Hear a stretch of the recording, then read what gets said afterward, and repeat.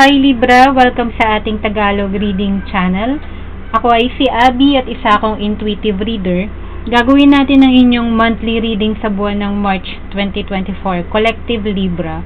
Remember na ito ay isang collective reading, so maaaring mag-resonate sa inyo, at kung hindi man, it means na hindi para sa inyo ang reading na to. Sa mga new viewers natin, welcome sa ating Tagalog Reading Channel. Sa mga current subscribers, maraming salamat sa pagsuporta ng inyong monthly Tagalog readings. Okay? So, simulan na natin ang inyong collective reading in few seconds, Libra. Isa-shuffle ko lang ulit ang mga cards sa harap ng camera. See you in few seconds.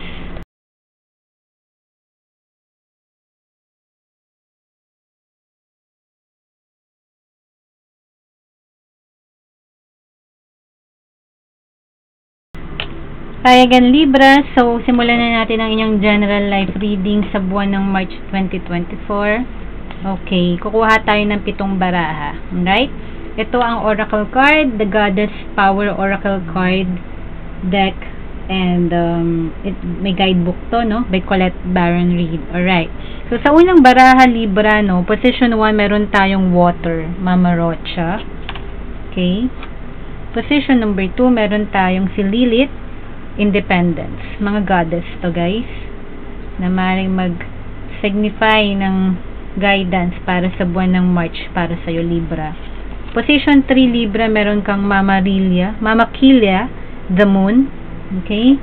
So, meron tayong element ng water here, may Independence, at may Major Arcana na Moon card, Libra.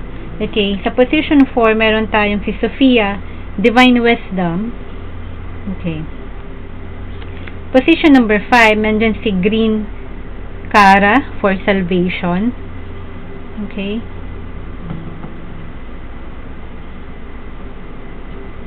Usog lang natin. Position 6, nandyan si Athena, knowledge. Wow, diba? At sa gitna, Libra, meron kang Mama Mary, miracles. Napakaganda, no? Okay. Umpisa na natin. Yung kailangan mong pakawalan sa March 2024, Libra, nandiyan ang water element, no? Si Mama Kocha or Rocha, but still, nagdadala siya ng element of water, no? So, nasa release to, no? It's either masyado tayong repress this, month, no? Sa ating emotions, no? Sa mga kailangan nating i-express, nag-hold back tayo. Okay? O maaari ding masyado tayong emotional na hindi tayo nakakagawa ng tamang desisyon kasi mas dominant ang emotion over logic natin, Libra. Okay? Sa month ng March 2024, take whatever resonates, no? Sinasabi dito, either control yung emotions mo, yung expectations natin dapat hindi maapektuhan, no? Or makakaapekto sa ating emosyon, no? Mag-rain check tayo ng nararamdaman natin. Hindi tayo maaring madaling matrigger, no? Matrigger happy or magpa-apekto emotionally sa kung ano yung mga circumstances na maaring dumating at naranasan natin lately, mga setbacks. Okay? Rain check tayo na ating mga feelings. Okay? Yun ang sinasabi dito. Or maaari din na kung masyado tayong detached, no? Sa ating emotions towards sa mga situations, mga tao, maybe it's about time na mas mag-open up tayo, Libra. Okay?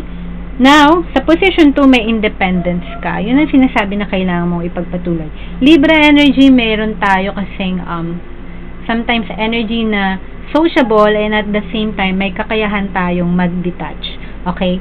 So, ang sinasabi, kailangan mong ipagpatuloy yung ability mo rin na tumayo sa sarili mong mga paa ngayon, okay, maging mas resourceful tayo sa March 2024.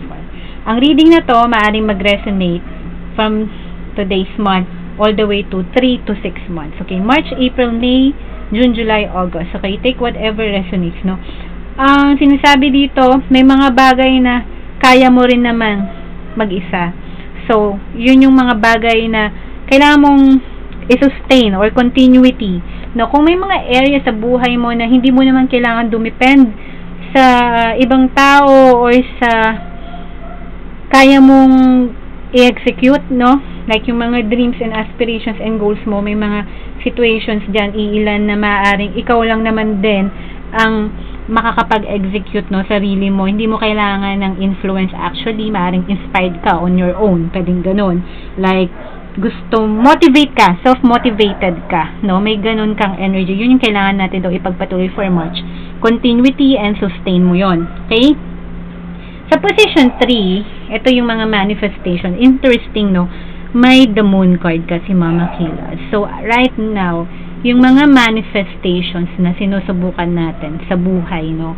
Maaring hindi pa tayo sigurado kung makukuha ba natin or hindi. But still, no, may mga energy ng uncertainty sa manifestations mo. Let's say, sa job, sa dreams, no? Sa mga gusto mong mangyari sa buhay mo. No matter how much na tinatry mong magsumikap or execute, parang so near yet so far. Pag nakita mo kasi ang buwan, 'di ba? Natatanaw natin siya. Pero malayo pa siya sa atin, 'di ba? So may uncertainty, pero sinasabi dito, uncertainty hindi ibig sabihin hindi magkakatotoo. May chance na magkatotoo, pwedeng hindi mag-manifest, 'di ba? Kumbaga, nandun ka pa sa stage na nasa position ka na kailangan mo ng action, ng hard work. Nasa iyo nakasalala yung mga manifestations mo, no? Hindi sasabihin sa iyo na kumbaga walang fine line, no? Walang fine line at the moment, black and white pa. But still walang masama doon kasi continue lang na sinabi nga dito, maging independent ka sa mga bagay na kailangan na ikaw ang gumawa. Okay, at either mag-detach masyado sa emotion, i-rain check yung emotion kung masyadong over-emotional tayo. Yung sinasabi dyan kasi para makagawa tayo ng better decision, kailangan mas logical pa rin tayo. After all, Libra ka, diba? Air sign. So, yung the moon, i-accept mo muna ngayon yung mga manifestations na yan on the horizon pa. Nasa vantage point mo. Pero hindi pa kayang abutin ng mga kamay mo, diba? At the moment yan. Okay? Maaaring may process na kailangan gawin dyan na ikaw lang ang makakagawa. Ngayon, sa position 4, meron tayong divine wisdom. Okay. Ito yung external influences. Maaaring sa March, no? Maaaring may tendency na magpaka-spiritual tayo, may prayer work na ginagawa, may spiritual work ka na ginagawa, like nagsisimba, nagno-novena, may dedikasyon sa pananampalataya mo, kung ano man yan na religion, no? Sinasabi dito, ito yung influence mo sa March onwards, no? Take whatever resonates na magiging dahilan kung bakit siguro feeling mo mas empowered ka, mas inspired ka, mas ambitious ka. Yung hindi ka madaling give up. Okay? Ang gagamitin mo yung external influence na yan, which I think yung spiritual strength mo, no? Moving forward sa mga endeavors na dapat mong gawin. Sometimes kasi may mga tao na naniniwala na ang faith na alam mo yon, sobrang lakas ng pananampalataya nila. Nagkikling on sila sa ganung sobrang lakas ng pananampalataya nila para matupad yung mga manifestations nila. And it's a good thing. Kasi prayer is a powerful tool, especially against evil.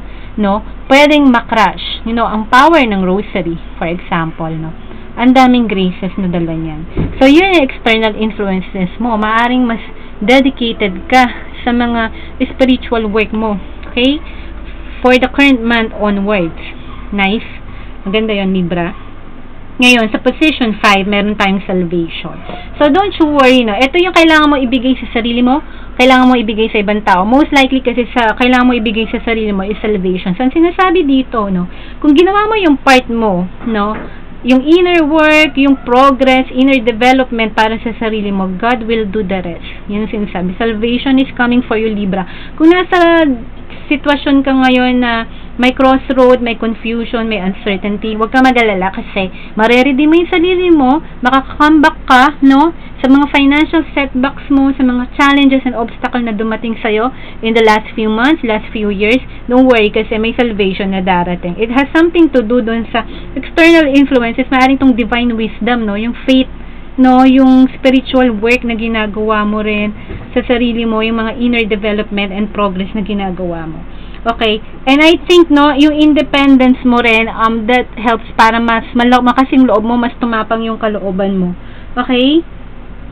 Now, ang position 6 mo, Libra, may knowledge. So, di ba si Athena na to? Ang gaganda ng mga goddess na nakaguide sa'yo for the month of March, Libra.